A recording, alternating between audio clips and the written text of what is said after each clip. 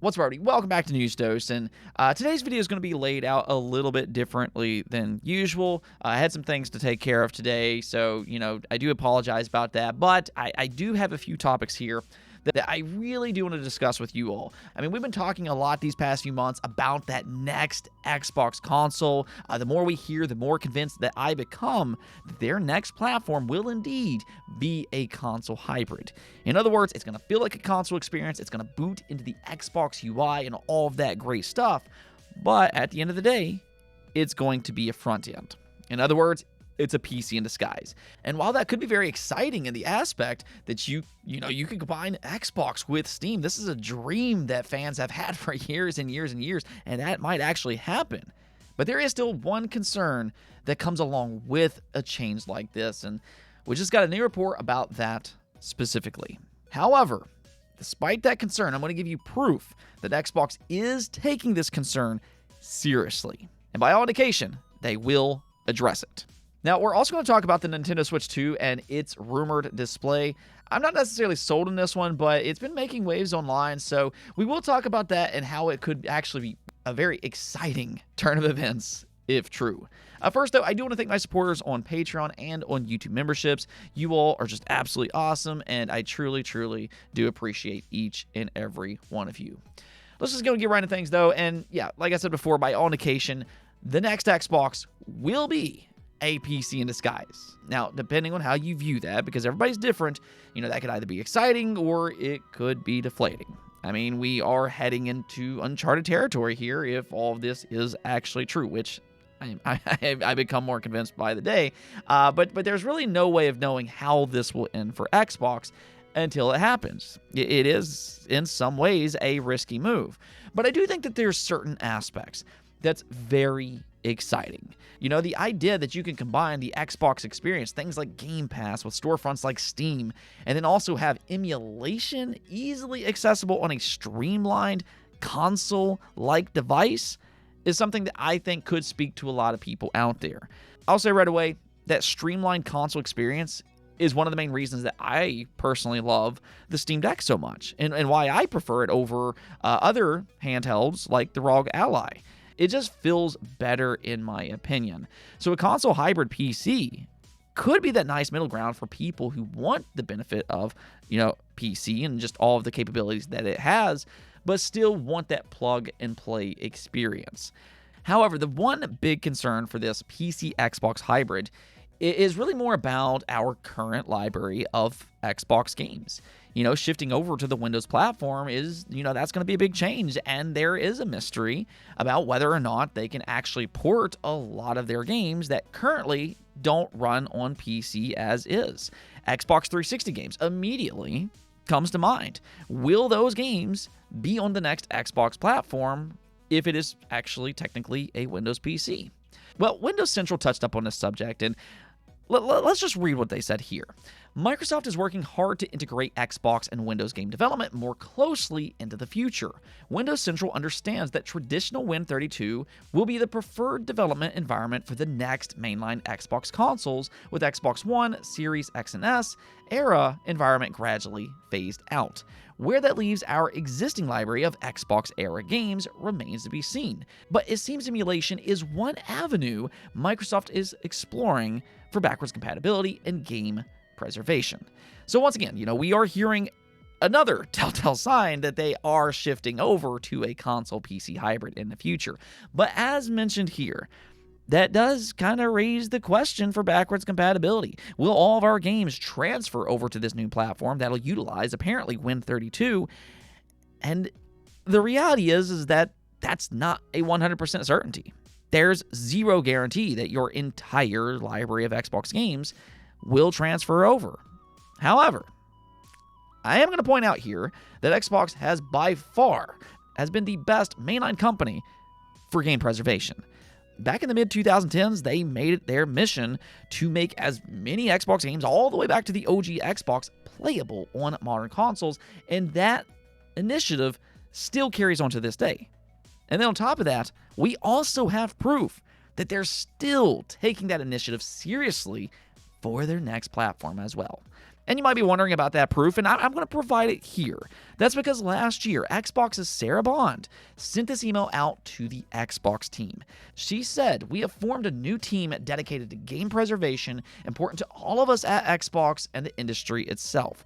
We are building on our strong history of delivering backwards compatibility to our players, and we remain committed to bringing forward the amazing library of Xbox games for future generations of players to enjoy." So what I can say here is that I do understand the concern out there for your current Xbox library of games. As of today, we don't have that 100% guarantee of what will happen next. But I can also say the same exact thing for pretty much every single new console that's ever been made. That was a massive topic going into the Switch 2 for such a long time, and I'm sure the exact same questions will pop up when we start to talk about the eventual PlayStation 6. But the big positive here is that this email clearly tells us that they have a new team in place to deal with this exact situation. They're on the job. They are taking backwards and forward compatibility very seriously, and they're going to do what they can. So if anything, we can at least go in with some amount of hope here. And hey, you know what? If they actually pull this off, I mean, my goodness, PC gaming will have just gotten that much better. The idea of Xbox 360 games like Lost Odyssey on PC, I mean, you got to remember there's also Perfect Dark for the Xbox Live Arcade. There's Conquer Live and Reloaded. There's just so many Xbox 360 games, the arcade games, Banjo-Kazooie. I mean, I can talk about all of these different great Xbox 360 games that aren't currently on PC that could possibly come in the future. I mean, I'll tell you right now, those games on a handheld PC, their upcoming handheld Xbox, that alone already has me excited to buy in. That's just my opinion, but let me know what you all think about all of this. Are you concerned about your Xbox library, or do you think that they'll get things figured out? I mean, for that matter, this isn't directly from Xbox per se, but I'm also going to go and point out that there was a recent breakthrough for Xbox 360 games on PC. We saw that with Sonic Unleashed, so, Xbox kind of already has a bit of a blueprint if they want to help themselves out with that emulation.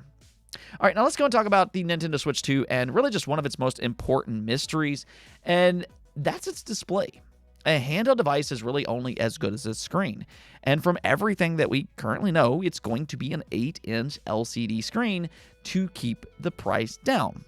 But in a post-Switch OLED world, this does have certain fans deflated. I've seen a lot of people say that they're just going to wait until Nintendo releases the inevitable OLED version. And hey, if that's what you want to do, that's perfectly fine.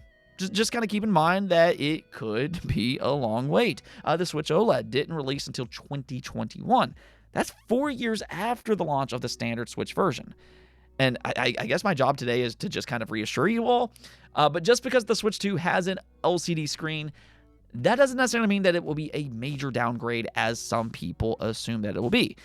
I think one of the reasons that fans assume that is because the standard Switch had such a terrible LCD display.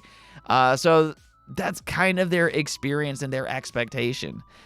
I mean, for that matter, Nintendo isn't exactly known to put great quality screens in their devices.